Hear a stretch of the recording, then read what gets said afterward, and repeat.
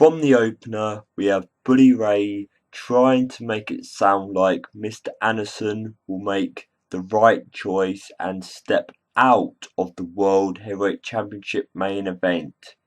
But Mr. Anderson's having none of that talk, and he wants the match to go ahead, and he wants the World Heavyweight Championship. Hulk Hogan makes it a last man standing. So for an opener, I'm glad this match is going ahead, because for Mr. Anderson not to have gone ahead with this match, the Ace and Eights would be reuniting and trying to become strong again. Well, strong in their eyes. So for this match to continue, I like it. The last man standing, well, I'll give to more of my thoughts about that in the main event. But then we get to our first match in the Bound for Glory series final, and that is AJ Styles versus Austin Aries. A match that I adore, I look forward to, a feud I just want to see happen.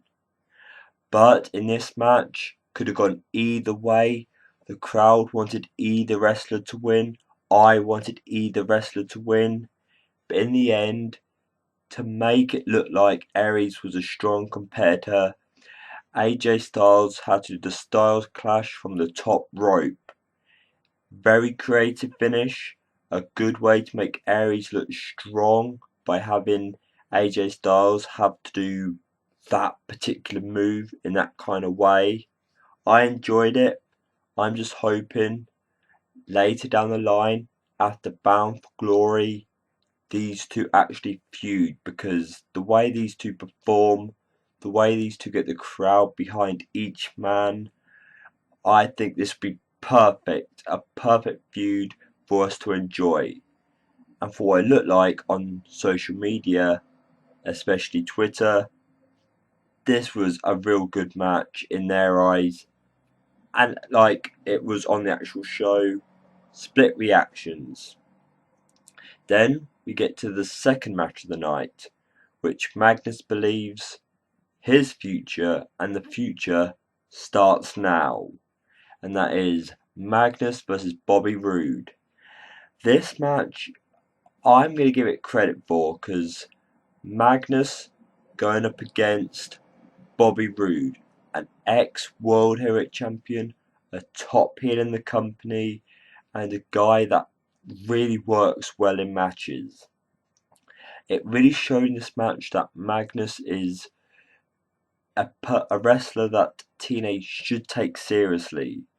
Bobby Roode proving why he's probably one of the best in the company, and the whole Fight for Bound for Glory series helped to make this match feel important.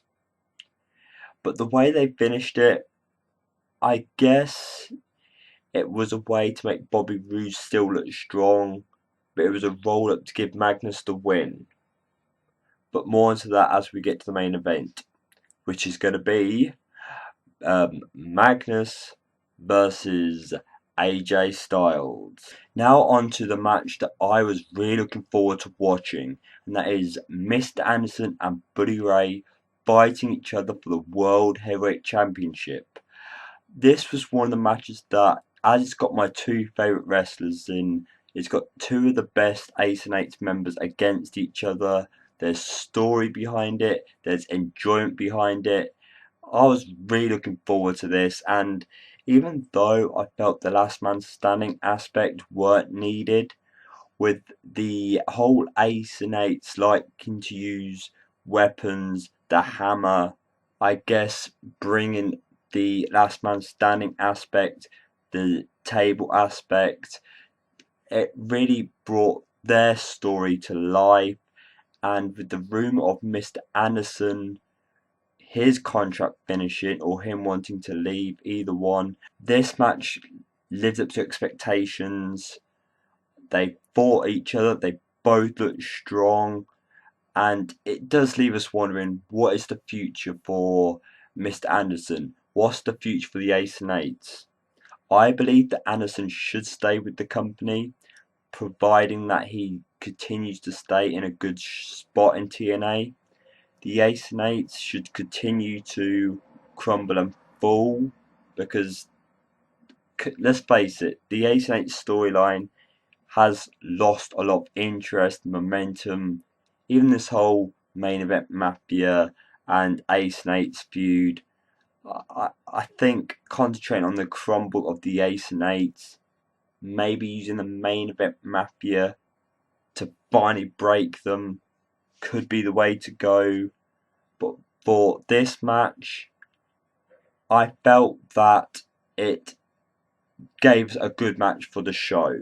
Other than ODB mentioning that she's got a match next week, we also get the fact that James Storm and Gunner, our tag team champions, will be going up against Chavo Guerrero and Hernandez. I really don't care. TNA, are you not realising your tag team division is pretty much dead?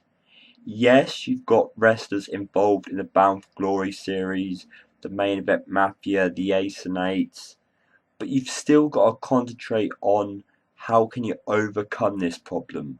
What can you do? Who can you bring in? What can you make happen so your tag team division can become good again? So you can have direction, non-repeated matches, interest back to the division. But this match I have no real interest seeing again, and I'm pretty sure many other people in the YWC or the Impact universe would agree with me. So come on TNA, get your ass together. I say ass because this match is pants. And now people, just who would you like to see in a tag team? Which two wrestlers should be in a tag team? Let me know, let TNA know in the comment section below. On a side note, Rampage Jackson and Tito have been told to stay out of business until their match at November, but after that, maybe there'll be more to come from them in TNA. Who knows? For the finale of the Bound for Glory series, we had two of the right men in my opinion, AJ Styles and Magnus. AJ Styles, since his dark one-man only character didn't really have an ongoing idea, TNA needed something to keep him doing something, keep him motivated, keep him as the ideal wrestler in TNA. Or the fact that his contract's running out, and I guess TNA may have needed something to persuade him to stay.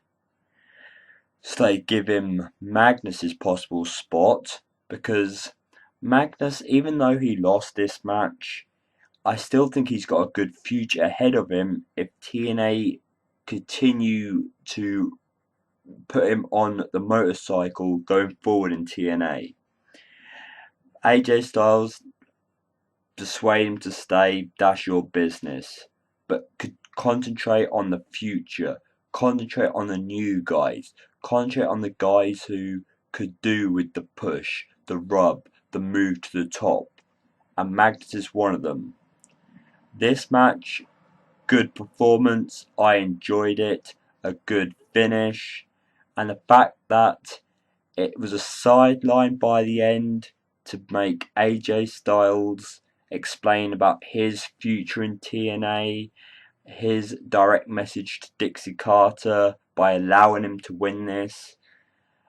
I feel a bit sad for Magnus, but let's just see if TNA could do the right thing and concentrate on the future of TNA more than the wrestlers who've already made it. But people, we're going to be seeing Buddy Ray versus AJ Styles. A match to look forward to. I think so. You think so too. Now people, thank you very much for watching. Please share your thoughts of this TNA show in the comment section below. And now people, as I've got no surrender to this video, I'm going to say goodbye.